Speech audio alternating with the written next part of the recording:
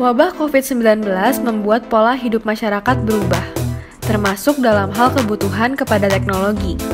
Himbauan pemerintah untuk memberlakukan work from home dan belajar di rumah ternyata mempengaruhi tingkat pengeluaran masyarakat terhadap pembelian smartphone, laptop, maupun berbagai gadget lainnya. Dewasa ini, gadget khususnya smartphone sudah seperti barang primer yang wajib dimiliki setiap individu. Bukan hanya anak muda atau para pekerja, tetapi juga anak-anak dan bahkan mereka yang sudah lanjut usia menggunakan smartphone. Jumlah pengguna handphone yang terus bertambah memberi angin segar bagi pelaku usaha retail gadget, termasuk era jaya swasembada. Perseroan yang memimpin pasar industri retail ponsel dan tablet.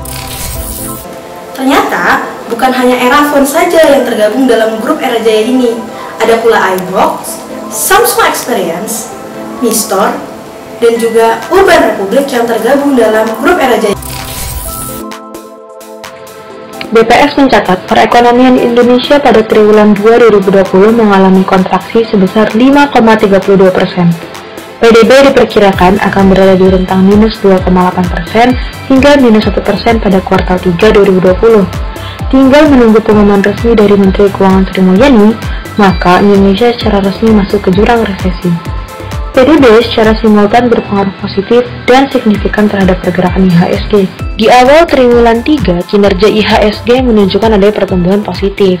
Namun, adanya tendensi resesi turut berdampak pada kontraksi bursa saham di akhir triwulan. Hingga 24 September 2020, IHSG terkoreksi 1,52% ke level 4.842. Dari sisi lapangan usaha, hampir seluruh lapangan usaha mengalami kontraksi pertumbuhan, kecuali beberapa lapangan usaha yang terkait dengan upaya penanggulangan COVID-19.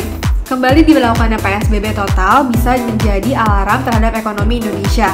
Kita ketahui bersama bagaimana dampak PSBB total jilid 1 mampu membuat ekonomi Indonesia masuk ke zona negatif sebesar minus 5,32%. Resesi yang dihadapi pada triwulan 3 2020 berpotensi memberi dampak negatif pada saham-saham retail.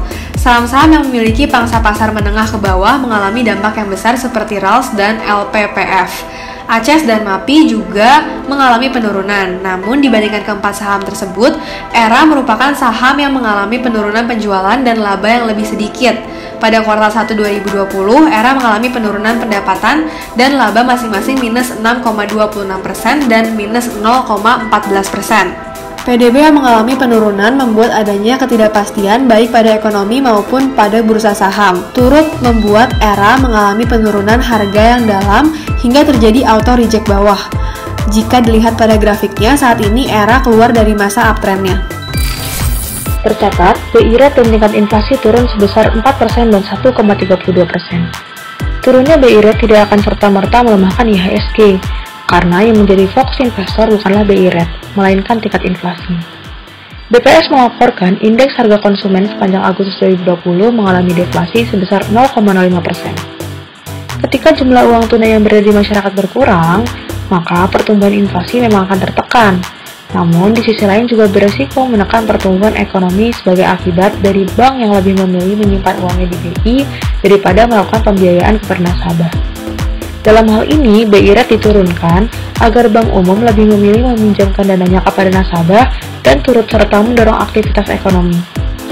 Walaupun demikian, pada jangka pendek, dampak deflasi masih minim terhadap IHSG. Diperkirakan dampak ini akan berpengaruh pada jangka panjang. Hampir semua sektor terdampak PSBB termasuk sektor retail. Namun dalam hal ini, ERA juga menjadi salah satu pelaku usaha yang terdampak positif. Rendahnya inflasi dan tingkat konsumsi di masyarakat selama masa pandemi ini membuat dilakukannya penurunan pada BI rate. Hal ini turut mempengaruhi lembaga perbankan untuk lebih mudah meminjamkan uangnya kepada nasabah, sehingga akan berdampak pada kemudahan dalam melakukan pinjaman terhadap lembaga keuangan yang mana akan menambah jumlah peredaran uang di masyarakat. Penerapan WFH dan SFH membuat mayoritas masyarakat membutuhkan gadget untuk mendukung aktivitas sehari-harinya. Permintaan terhadap gadget pun akan meningkat, apalagi dengan dipermudahnya cicilan dan pinjaman uang. Sehingga untuk jangka panjang akan meningkatkan pendapatan ERA. Secara umum, performa pasar saham mengalami penurunan lantaran lesunya iklim bisnis dan investasi. Hancurnya IHSG tidak lepas dari kepanikan investor, seiring dengan perkembangan penyebaran virus corona yang semakin mengkhawatirkan. Sangat jelas kita lihat bahwa pandemi virus corona membawa dampak negatif terhadap pergerakan jual beli saham. Di awal Maret, ERA mengalami penurunan yang sangat drastis, yaitu hingga level 800. Hal ini disebabkan karena adanya pandemi COVID-19 yang terjadi secara global. Namun di akhir Maret hingga saat ini, ERA mengalami kenaikan hingga pada level 1650, yang artinya kembali pada level sebelum pandemi. Strategi ERA di tengah pandemi adalah strategi menjemput bola konsumen dengan mengadakannya digitalisasi terhadap proses layanan antar, juga program ERAversary 2020 yang dilakukan secara online. Jadi kami menarik kesimpulan bahwa pada tahun 2020 untuk investasi saham retail dalam kasus ini ERA masih kurang menarik karena pandemi yang membuat kinerja akan memburuk. Selain itu, yang perlu diperhatikan adalah daya beli masyarakat Indonesia saat pandemi. Pada bulan Juli saat PSBB sudah dilonggarkan, penjualan retail masih terkontraksi minus 12,3%. Di sisi lain, secara teknikal saham retail pun masih belum menarik karena masih berada di bawah sideways dan juga patah tren. Untuk saat ini lebih baik menahan untuk trading sampai IHSG sudah lebih kondusif dan momentum beli sudah ada lagi.